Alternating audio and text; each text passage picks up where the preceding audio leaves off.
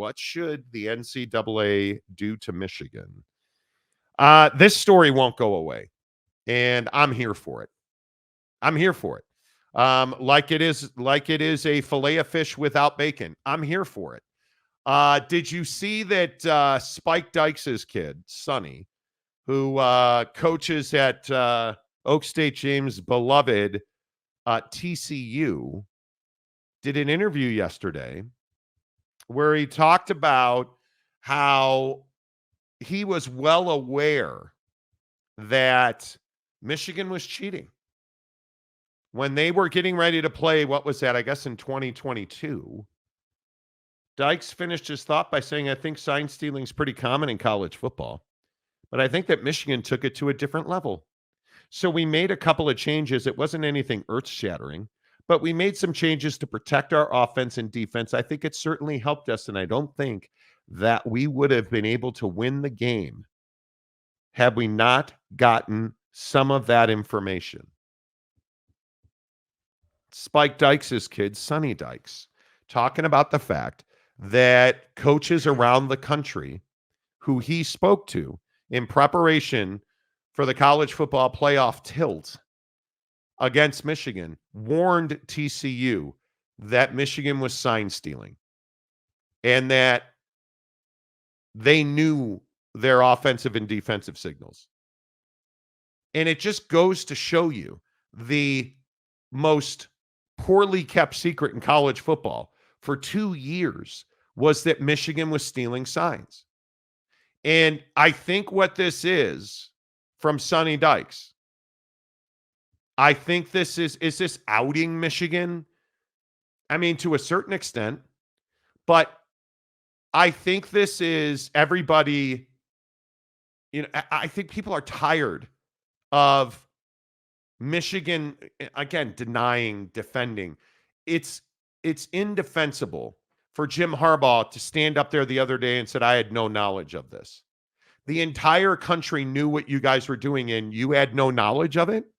To me, Jake, that seems ridiculous. Yeah, I mean, I think that the thing here is that, the story itself has gotten to a point now where people don't have to worry about, hey, like Jim is still coaching Michigan. Is it appropriate for me to even be talking about this? Or like we've graduated from all that. Now we're at a point where obviously Jim has moved on. We've got the notice of allegations happening. And so now people are going to start talking about it because we're at that part of the process with this whole situation. And so the idea that Sonny Dykes, does this interview and basically, sheds light on the fact that, yeah, coaches do talk. Yeah, it was a well-known fact that, Michigan was doing something. That's kind of what we knew at the time, that they, had our signals and that we needed to make some changes if we had any chance in this football game. And it turns out the changes we did make allowed us to win the ball game. And what I thought was so just kind of incredible about this is that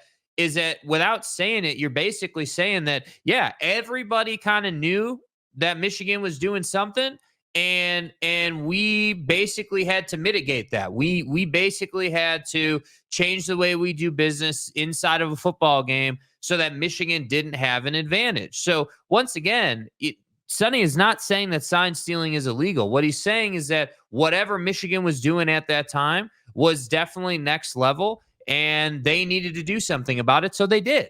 And ultimately, they go out and win the game, obviously. And, people yesterday on the show were asking, well, how did TCU go out and beat Michigan then if, Michigan was stealing signs? Well, now you know. They were warned. They made adjustments. They clearly were prepared for the moment. So everybody's saying, oh, well, hey, Max Duggan, how is this guy doing this against Michigan's defense? Oh, I know, because Michigan's defense didn't know what play was coming from TCU's offense. And so guys were, open down the field. So Max had someone to throw to.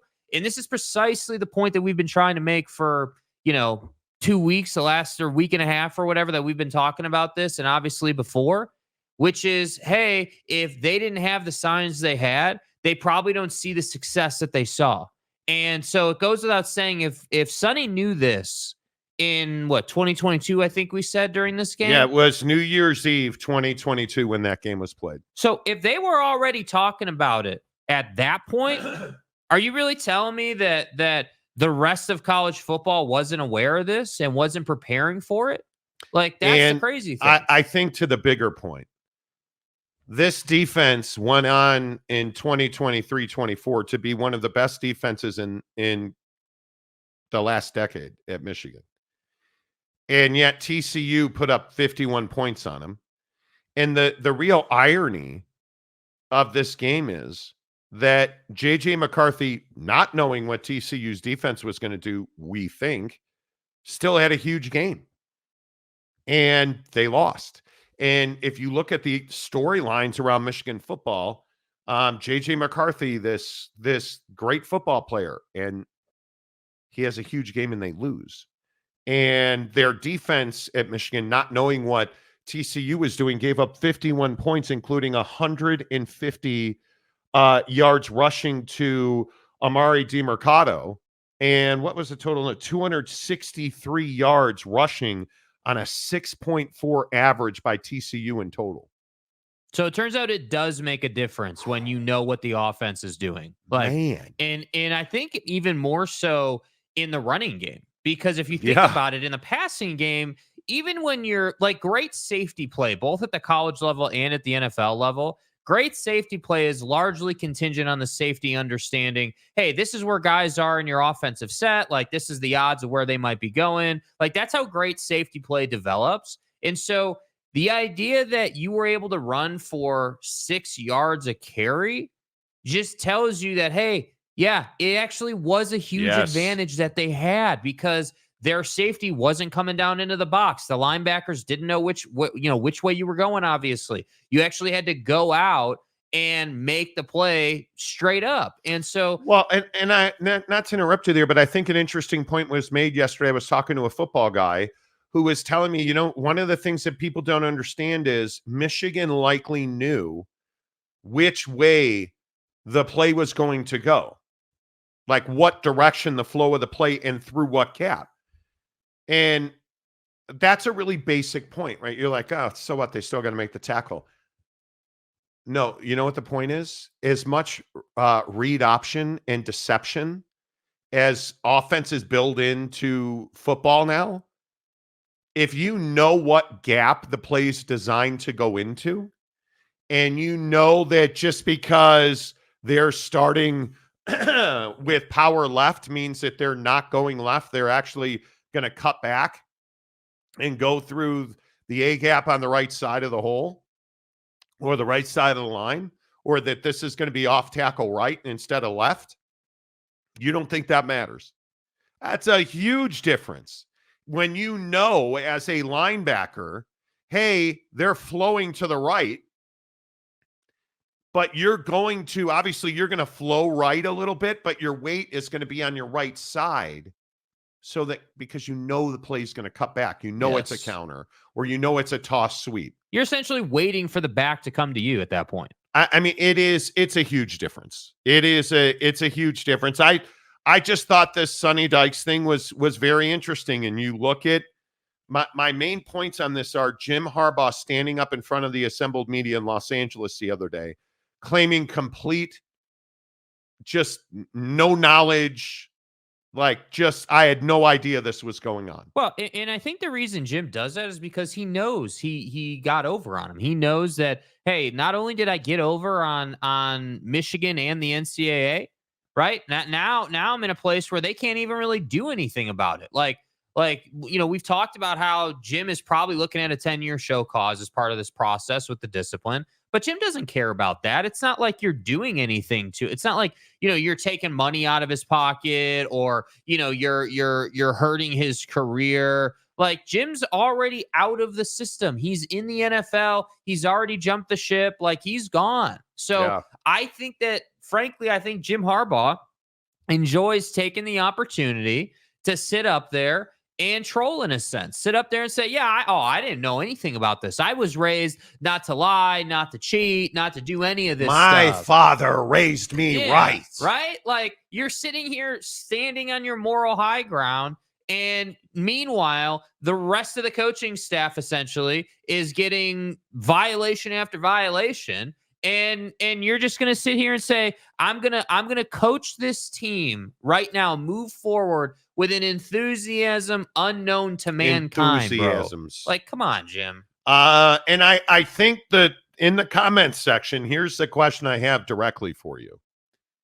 And if you're watching us on the X platform this morning, good morning to you as well. Come on over to YouTube. You guys make sure you're hitting the like button. It really helps the channel grow. Here's the question I have for you in the comments section. Should Sherrone Moore face punishment for this sign stealing scandal? And I there's this paradox that the NCAA says it grapples with in these situations. Do I punish and really stifle the growth of the current roster because of the sins of previous coaching staffs and players? I don't know how you don't do it. I don't know how Sherrone Moore, and it's been suggested to me that he will miss the last 6 games of this season, because it is also, most people in college football that I've spoken to believe that Michigan is going to not fight this, that they want to mitigate the punishment as much as they can. And they believe if they go to court and they fight over this, that the punishment will be much heavier and steeper. Whereas if they say, yep, we did this, and Sherrone Moore, to his credit, according to my sources, is cooperating fully. Sherrone Moore did not fight over these text messages. And the shift in the paradigm of this sign stealer guy scandal happened when Jim Harbaugh left. I think, and maybe I missold the lead here. I was told yesterday that hearts were broken, that it was like a jilted lover. Michigan felt like a jilted lover when Jim Harbaugh left. He had them believing he was coming back to Ann Arbor to continue on as a coach at Michigan. And they felt heartbroken over it. And now Chiron Moore, in the picture, as I have heard, that Michigan is painting to the NCAA, is Chiron Moore is a victim of Jim Harbaugh's. That Chiron Moore was following the leadership of his head coach. Does that absolve him of punishment? Because that's what Michigan is asking for. Michigan is asking and essentially making the argument this was a previous regime. Chiron Moore was doing what he was instructed to do. The only problem is that's not a defense at the NCAA level. You cannot claim that I knew it was wrong, but I was just doing my job. You have to stop at, well, I knew it was wrong, so I reported it. I knew it was wrong, so I did not do it. That's all the NCAA cares about. I think Chiron Moore gets at least half a season. Well, and I think that's my opinion is while I do agree on some level that Sherrone, based on media interviews he's done and just kind of the vibe he seems to put off, does seem like more of a follower than a leader as a coach. And I think that, that interview that he did, what was that, post game after Ohio State, I think it might have been, could be wrong, where he's like crying about, this was for you. And, just that whole thing, I think really put off a persona that Sherrone really did idolize Jim and really did cherish Jim, if you will. That team loved Jim Harbaugh. And you can't, it's not even arguable, is it? Like, you can't even argue that was Harbaugh's team. Like, those players fought for him. Those players followed him. That coaching staff followed him. Hell, they spent tens of millions of dollars defending this guy.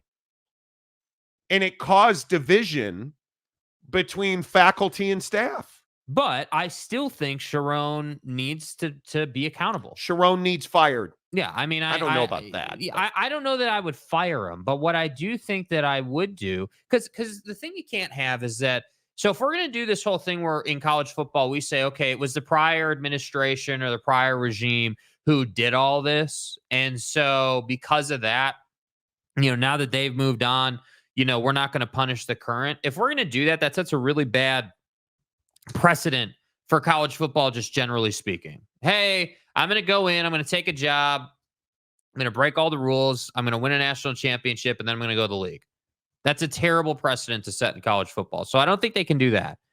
But what I do think you can do is you can say, okay, we understand you were not the head coach here. You were not the one calling the shots. However, you were on the coaching staff. You were second in command. Yeah. You did know that it was wrong. And so because of that, yeah, you do have to be accountable on some level. We're not going to give you a 10-year show cause. We're not going to, levy the full weight of the department against you. But yeah, you're going to have to miss half the season. And as part of missing half the season, you're not going to be, and this is the part that I think whoever you're a fan of, just college football folks in general need to pay attention to. Mhm. Is it a thing where when he misses 6 games to end the season, is it, hey, you can't even be in the facility, or is it just you can't be in the building on game day?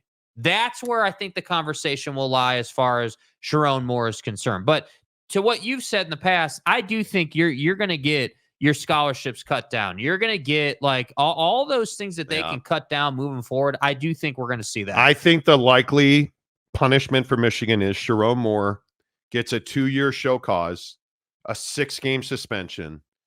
I think they will have a multi-season. I think we're getting a little carried away. At 2 years, there will be a 2-year postseason ban for Michigan. Mm-hmm. Anything more than 2 years, they might as well just burn the stadium to the ground. Yeah. I mean, you're talking about a decade of punishment. If you knock them out, like I saw the comments section yesterday on our YouTube channel, like at 5 years, you're not banning them for 5 years. 2 years, yeah, I think there's a 2-year postseason ban coming. I think there is a reduction in distribution. And again, I know Michigan fan yesterday was all riled up. I said this, but if you have a postseason ban in football, immediately it is damaging financially because you're not going to make college football playoff money. You are not going to be on TV. It is going to cripple your recruiting. But on top of all of that, you're also likely not going to the NCAA tournament because your men's basketball program has been decimated by scandal and just incompetence of operation. Yeah. So think about how much trouble Michigan's football and basketball programs are in, and then ask yourself, well, what's the impact on the Michigan chess team? It's massive.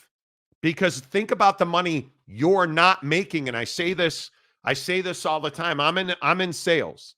And I say this all the time. I appreciate the money I'm making. I don't lose sleep over the money I make. I lose sleep over the money I'm not making. Yeah. And if you are a Michigan fan, it's the money you're not going to make for probably the next 3 to 5 years that should terrify you. Because if you miss the postseason, if you are ineligible for postseason play for the next 2 years, let's say, you're not going to be recruiting for, I mean, how many years of damage is that? That's at least, at a minimum, 3 to 5 years of recruiting damage. That means that you won't be competing for conference championships. You will not be able to compete with Ohio State.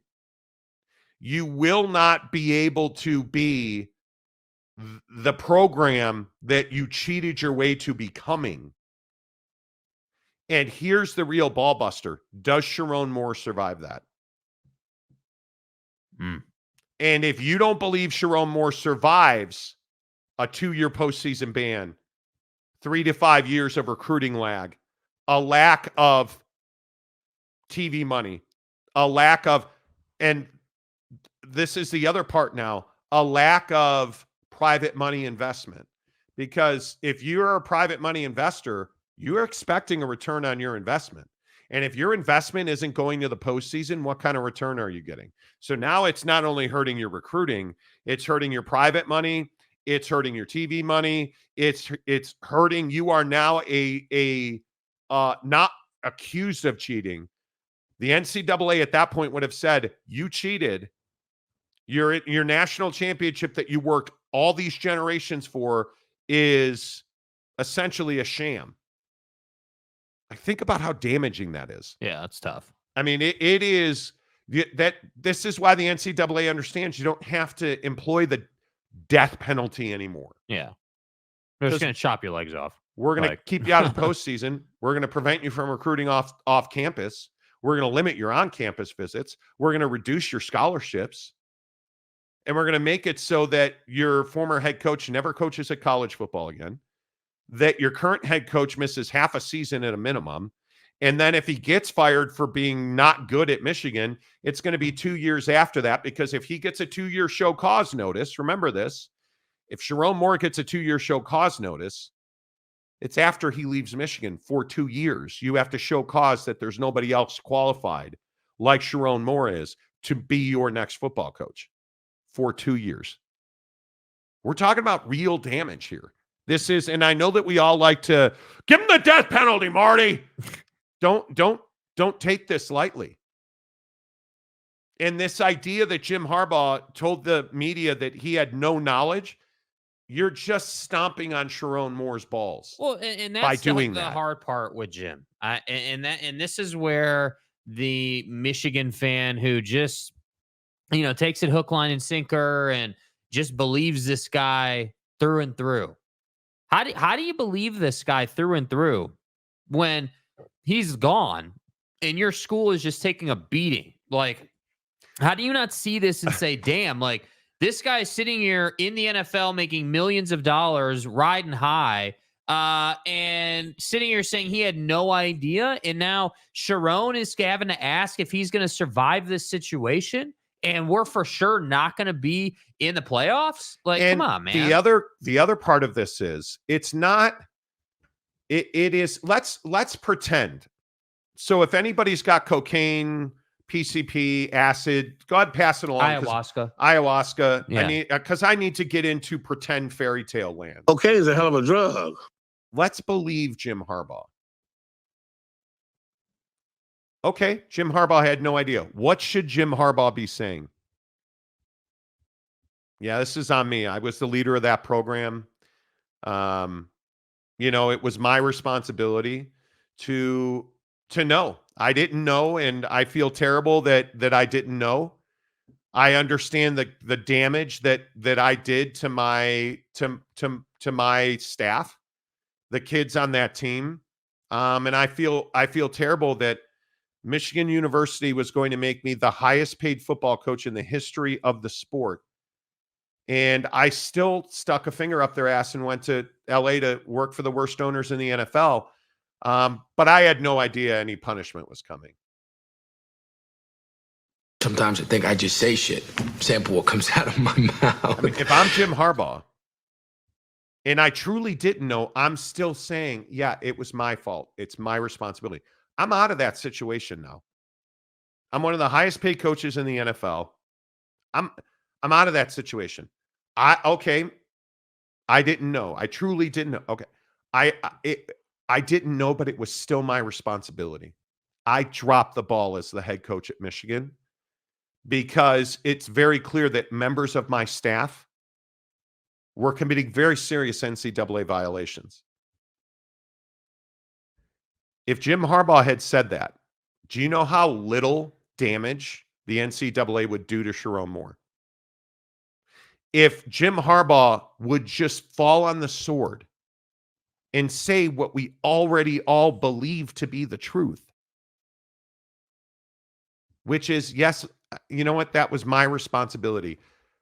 Because again, when he sits up there and he mocks the process and he says that I had no idea and I was raised with integrity and... Yeah, I do have a comment on that.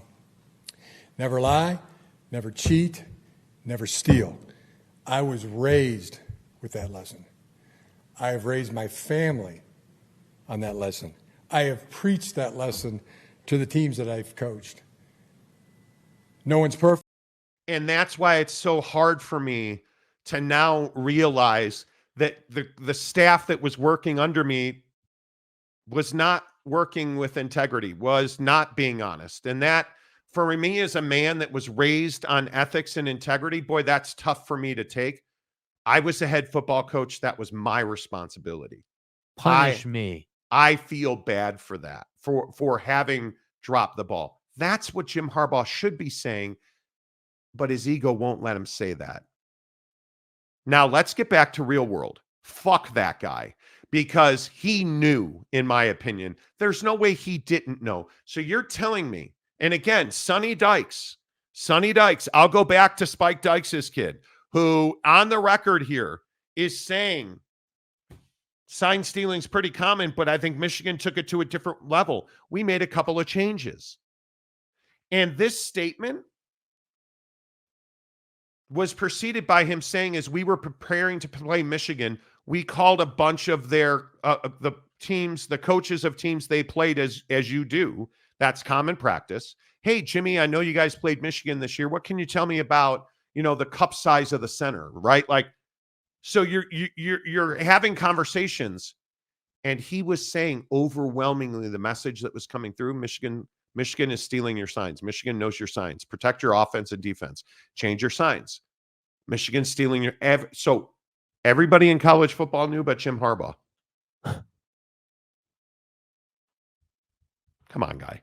Like that's just, and I do want to, real quick before we get back to the comment section, I give Michigan fan a lot of credit because there's a lot of mea culpas in the comment section. If you go and look at Twitter and YouTube, there's a lot of Michigan fans that are like, yeah, I'm glad he's gone.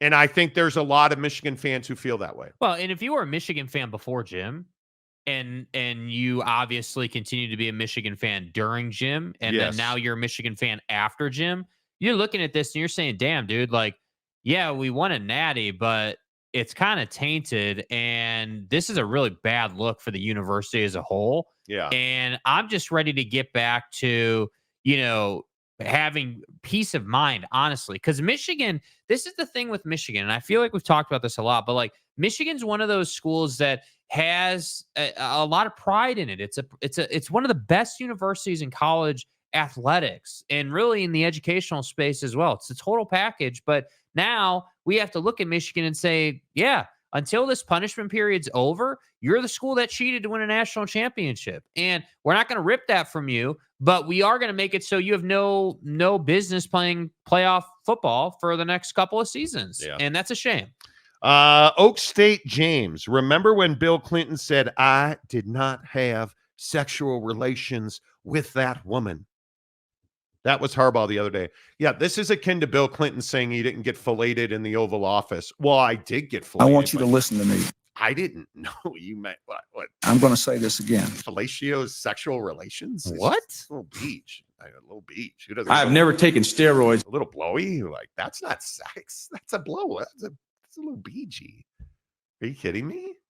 It's not sexual. I mean, this is relations. right Who up hasn't, the alley. Who hasn't driven drunk 1,000 times? Dude, this is Mike Gundy. This is Bill Clinton. This is Lance Armstrong, Roger Clemens. This is Sammy Sosa, like Mark McGuire. Like, it's all these dudes who did the thing they're being accused of, and we all know they did that thing, but they're still going to go ahead and deny it. And it doesn't matter if it's in the court of law or at the podium in, Charger baby blue. Look, I only put cork in my bat for batting practice.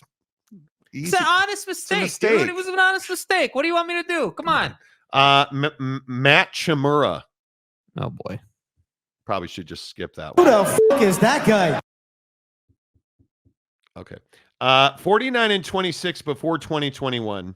Begin cheating 40-3 since. All those people saying it didn't impact the games are crazy. Wow. It had a massive Good comment, dude. impact on the game. Even though you're named after a disgraced tight end, it's fine. Boyd Lake, yo, bros. Hello. Henry DiCarlo, time to bury the UM program. Well, they did that to themselves. Program. Will he cheat in the NFL? Stepanik says. Nah, he doesn't need to cheat in the NFL. I think it's a lot more like you can't steal signs in the NFL, and we're going to find this out in college now. They have helmet technology.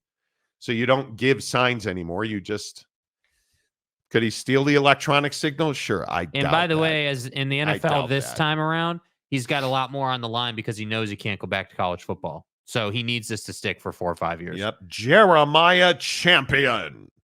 Good morning, gentlemen. Who are you talking to? Who are you talking to? Stealth E Sniper. See what he did there. Hope that Call of Duty is good to you. Will you please stop sending me clips of people playing video games? What the fuck? Like, you've got to get a life. Bro, those clips were funny, dude. I didn't say they weren't funny. They're hilarious. TCU also said they put in dummy signals that were identical to their main signal throughout the year. They just switched up the guy that was active. Yeah, well. Hey, they did what they did. They made adjustments, changed signals, dummy signals, whatever, dude. Yeah. Whatever they did, it worked. That's the point. Boyd Lake, if Moore was part of the old regime, he needs to be punished along with the rest of the program. And he turned over the text messages.